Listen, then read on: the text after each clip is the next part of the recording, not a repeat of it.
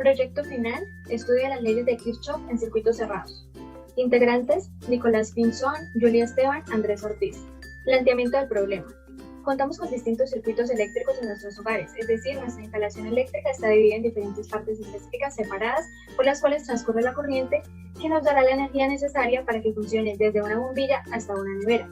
Pero, ¿cómo se debe configurar un circuito para que la corriente que llegue a una bombilla sea diferente a la que llegue a una nevera? ¿Qué ocurriría si la corriente eléctrica fuera la misma para todo el circuito cerrado? Por ello es importante el conocimiento de las leyes de Kirchhoff que nos proporcionan la información para resolver esto.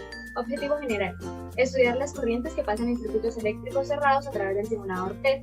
Objetivos específicos: medir corrientes eléctricas por medio de las leyes de Kirchhoff, corroborar experimentalmente las leyes de Kirchhoff, determinar la resistencia y corriente desconocidas del puente de Wheatstone. Materiales: dispositivo electrónico, conexión a internet, simulador PET-Kit de construcción de circuitos. Metodología. Entra el simulador PET-Kit para circuitos. Ponga las baterías y las resistencias con sus valores y un alambre con un valor pequeño de resistencia. Y por último, inserte 3 amperímetros que midan la corriente. Hay 4 fases metodológicas. La primera fase es construir el circuito mostrado para 2 mallas con los valores suministrados por el profesor de voltaje y resistencia y hallar la corriente que pasa por los amperímetros. Después, registre en la tabla estos valores. Para la segunda fase, construye el circuito mostrado para 3 mallas con los valores suministrados por el profesor de resistencia y voltaje y halle las corrientes que pasan por los amperímetros y registre los valores en las tablas. En la fase 3, construye un circuito eléctrico puente de Wheatstone, el cual se realizará para 3 valores diferentes de R3 y usando 2 resistencias constantes R1 y R2. Mida la corriente que circula por las mallas ABD y BCD y la corriente que pasa por BD. Y por último, denle un valor a RX tal que la corriente que pasa por BD se anula y registre los valores en la tabla. Para la fase 4 se sintetizarán los valores y resultados obtenidos en un informe de laboratorio cumpliendo su rúbrica, poniendo los anexos obtenidos en la práctica, desarrollo de las fases metodológicas.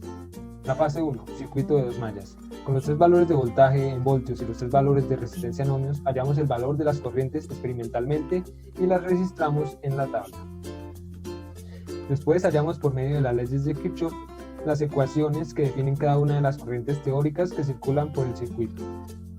Una vez obtenido el valor de las corrientes teóricas, hallamos el porcentaje de error entre el valor de la corriente experimental y teórica en cada una de las corrientes y registramos en la tabla.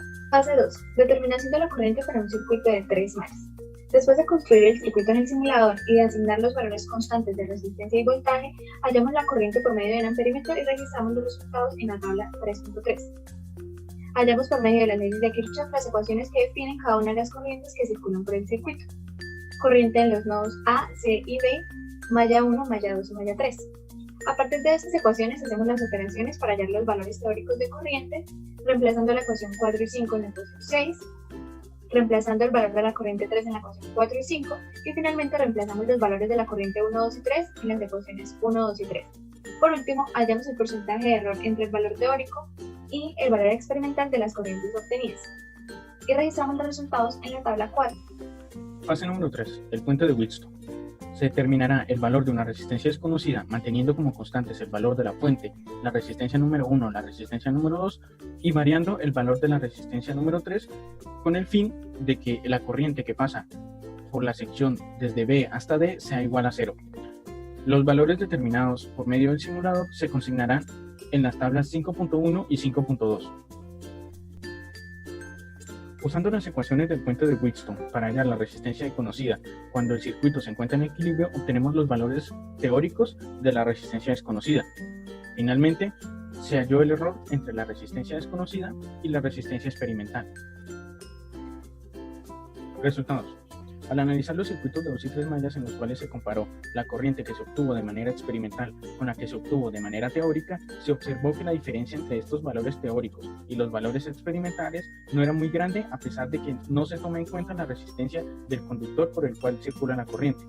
Debido a lo anterior, depende de la resistencia que el conductor presente a la corriente, la diferencia entre la corriente teórica y la corriente experimental será de mayor o menor medida. Al analizar el puente de Wheatstone, obtuvimos que se puede medir con efectividad una resistencia desconocida, obteniendo una diferencia entre los valores teóricos y los valores hallados en el experimento menor al 1%, aunque esto solo sucede si la resistencia del conductor es baja, puesto que esta no se tiene en cuenta a la hora de hallar la resistencia desconocida y puede hacer que el error sea mucho más alto de lo esperado. Conclusiones. Se concluyó que la medición de corriente en un circuito por medio de las leyes de Kirchhoff es precisa siempre y cuando la resistencia del conductor sea muy pequeña. De lo contrario, los valores hallados por medio de esta ley y los valores reales no coincidirán.